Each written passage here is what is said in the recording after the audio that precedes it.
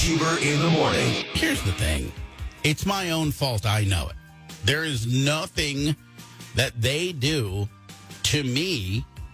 I'm not paid by them. I'm not employed by them. They don't have a gun to one of my family members' heads that says, if you don't like our team, this person gets it. Yet. All of my emotional investment into the Ravens is my own doing.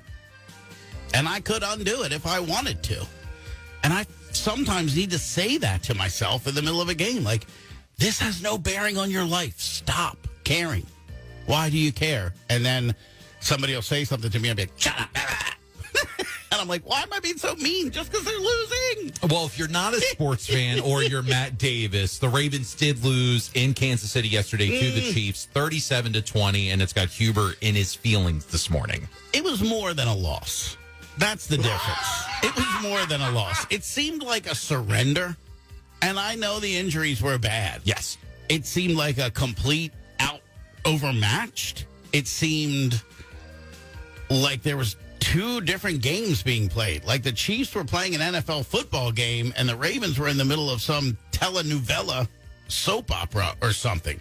It just did not seem like the same things were happening on both sidelines. I mean, we'll talk more X's and O's with Jerry Coleman right around 7:45 this morning, but I will say this. I've seen this game before where we run the ball great for one drive, and then we're going to turn Lamar Jackson into Joe Montana, and we're going to throw the ball every down, and then Lamar makes a bad mistake, and he should have thrown the ball away, and he throws an interception to the linebacker when he was trying to get the ball to Andrews, and then all bets were off after that. The worst is just 1 yard to go and not having Derrick Henry in the ballgame. I don't have any understanding of at all. And I'm a dummy, admittedly. I don't get paid to coach for a living. But you look at that and it's like, what are we trying to do? Every time he wasn't in the game, they blitzed and made us look stupid. Hey, do you still have a roof over your head today? I do, thank God. Do you still have food in your belly? Thank too much. Do you have kids and you have a wife that likes? Thank goodness. Please reminding me of that because I don't know why I let it get to me. I mean, I was proud of you, the two primetime games that you stayed up to watch most of it, and you didn't flip out. I don't know why the 4:25 game because is killing you. You know it's my favorite thing. It is. I was just like, I've been back from this awesome camping trip. We got the camper unhooked and unloaded, and like laundry's going, and like I'm finally going to just write off the rest of the day to sit and enjoy myself. And I allowed myself some time to enjoy myself. And I did the exact opposite. I enjoyed even when we were up 7-0, then 7-3, it still felt awful. Didn't feel good at all. Was there any point where you were going to shut the game off? No. No, Cooper Rush is going to lead us back from 21 down. I did start doing other stuff, but with the TV on. You know what I mean? Now I'm folding laundry and watching football. That's right. It's time for Coffee Chat. Good morning, everybody. Welcome to Coffee Chat with Huber and N-Dub. And this morning's topic is it's National Coffee Day.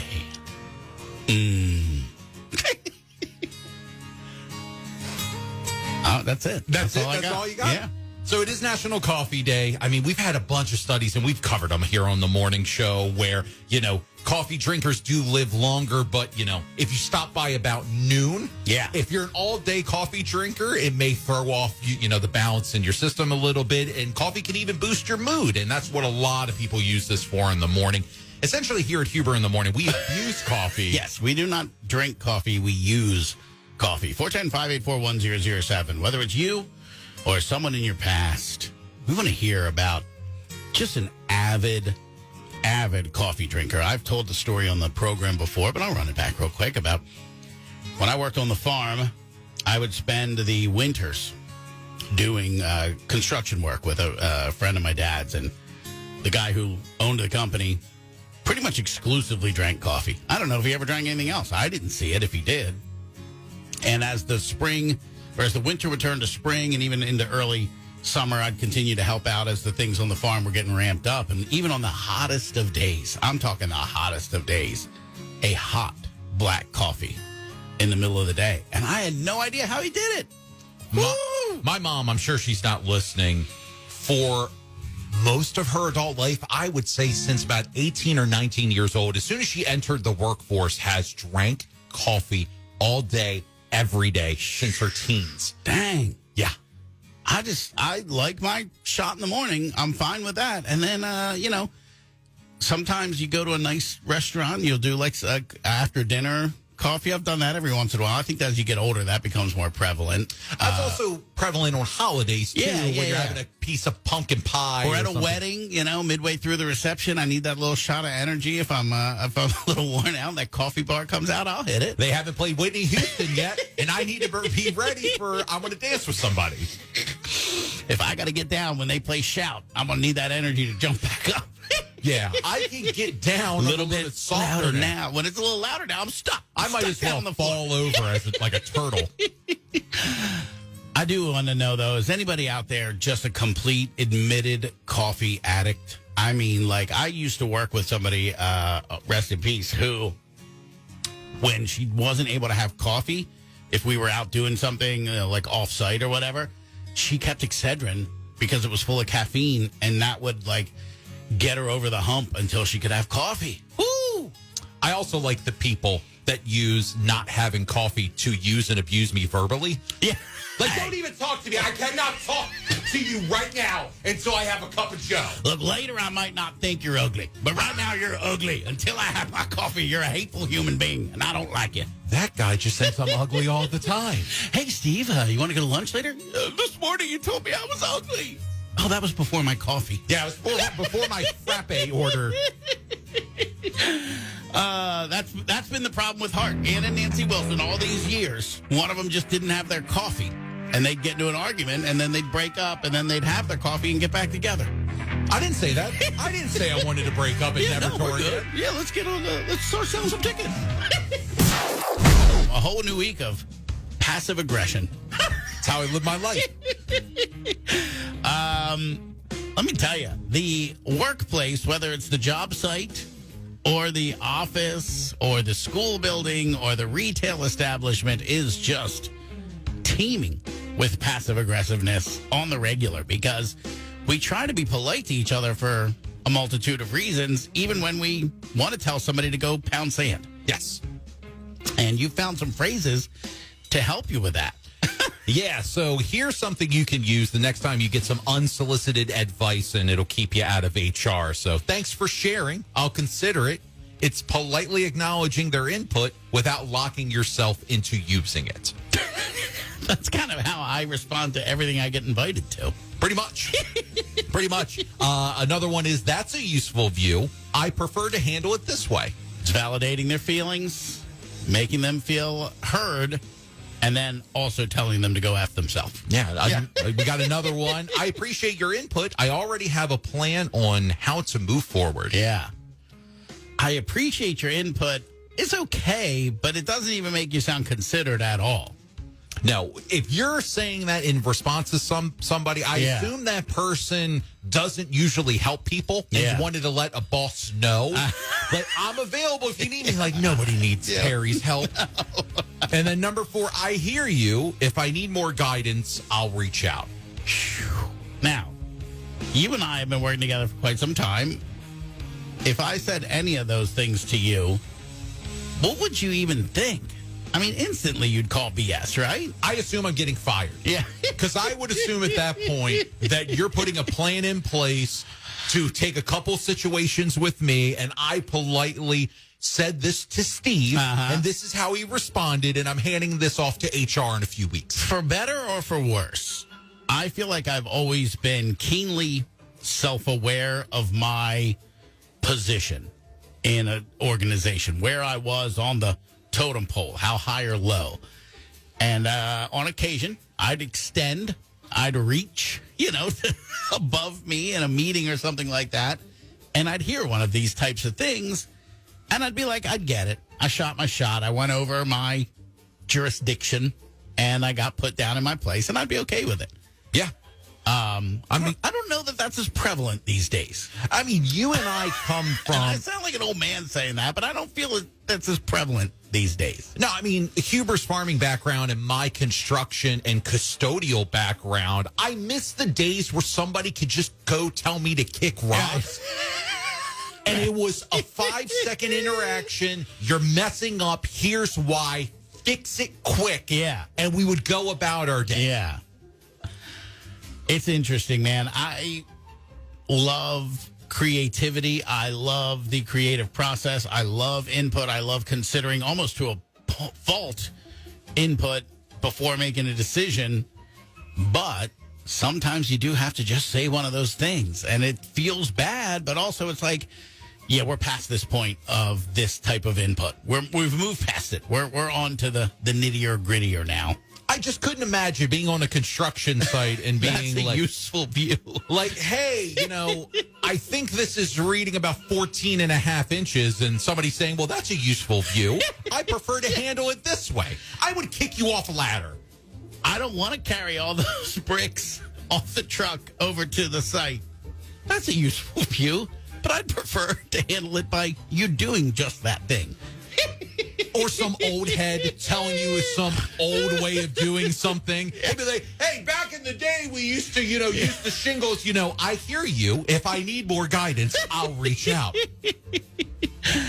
Oh, man, oh, man. My, how the world has changed, huh? Life does go fast, man. You look back and you still feel like a teenager, and you're like, oh, what happened? And you look at your kids and you go, they used to be babies, and now they're driving. You look back at your own youth and go, man, we were just moving so fast. I didn't really stop and think about what I was putting in my body. It was available at the store. It was on a commercial on TV. I ate it. I drank it. I thought it was fine and moved on. And then that hindsight being 2020, you look back and go, oh, my God. What were we thinking? That's how you end up with landing the fatty liver. That's right.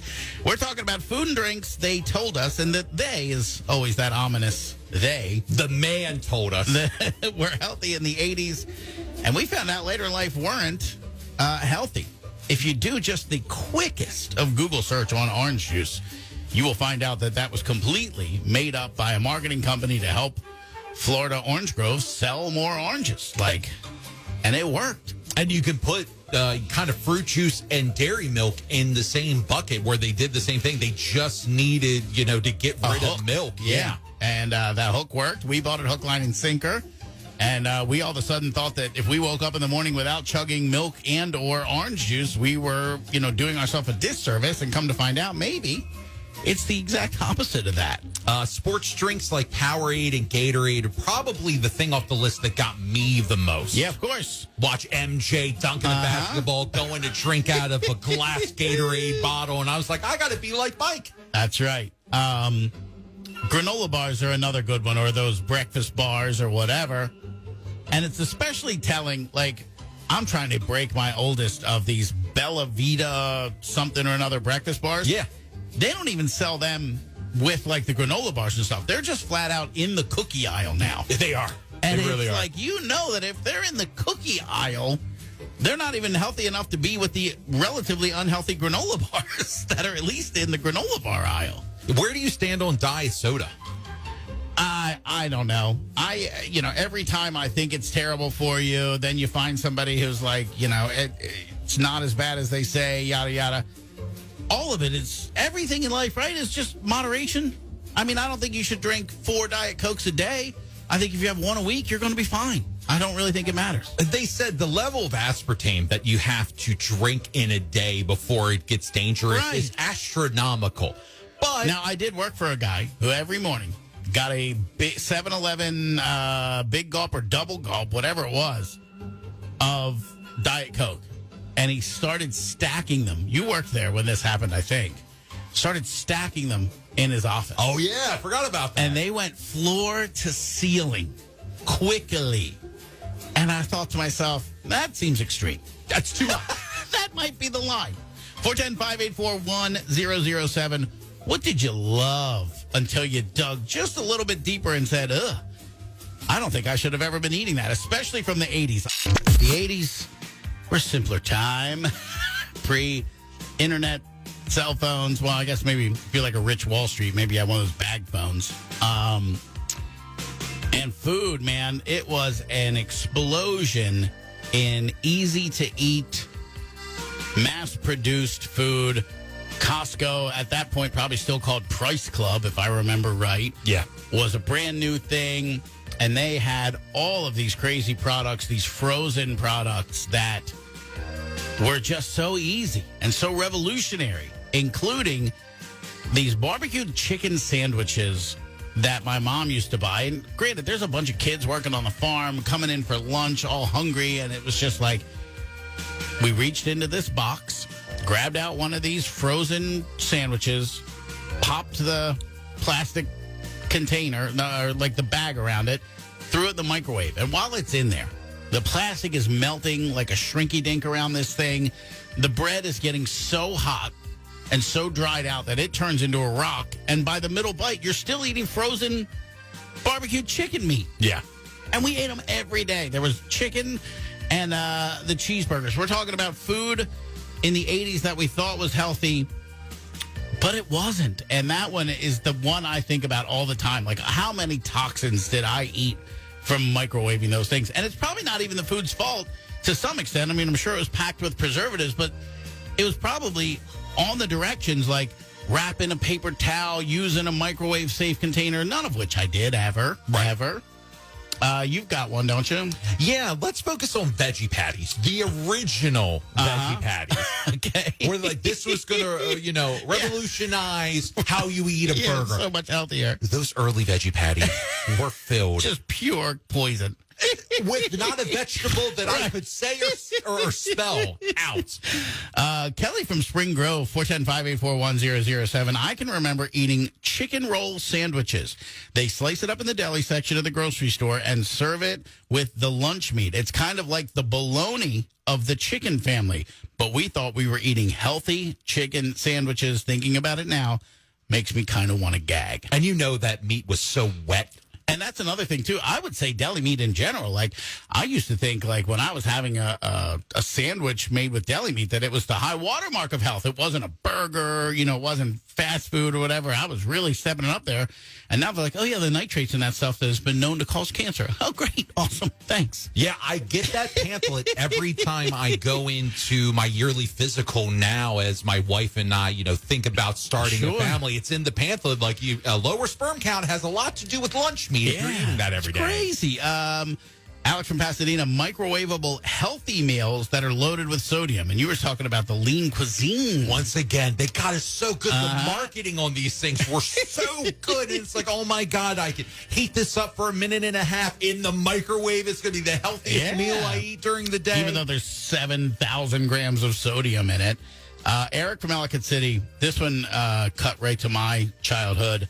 The quick chocolate and strawberry powdered, you stored that strawberry powder into your chocolate or into your milk and turned it into that pink milk. I loved it. I could taste it. Me too. I could taste it in my mouth right now. And I had a flashback while thinking about that of we had these copper measuring cups and we had these wooden containers with a little circle of glass on the top, and one was flour, one was sugar. I don't know what the other ones were. But I can remember dipping that copper 1 cup measuring cup into that container of sugar and pouring it into a Kool-Aid pitcher. And the Kool-Aid pitcher, in hindsight, was probably held about as much water as like one of our current big Stanley cups. Right. And I think about pouring a cup of sugar and then that packet of Kool-Aid poison on top of it and stirring it around and just hearing the as the spoon grinded that sugar up into the bottom of that Kool-Aid pitcher and then crushing half of it or more. Oh, my God. Crazy. Let's take that whole process. You have the copper measuring cup, which is probably leaking into the Kool-Aid that's going into a container that probably had the most BPAs you will ever drink in your entire life. I believe if the BPA hasn't got me yet, it's not going to get me now. Yeah, like the sugar was like sandblasting this pitcher, the microplastics off of this pitcher every time we started around in there. Oh, unbelievable. But so many memories, huh? 410-584-1007. Allie from Baltimore asking, has anybody said Slim Fast? Ooh, yikes. Cheaper in the morning.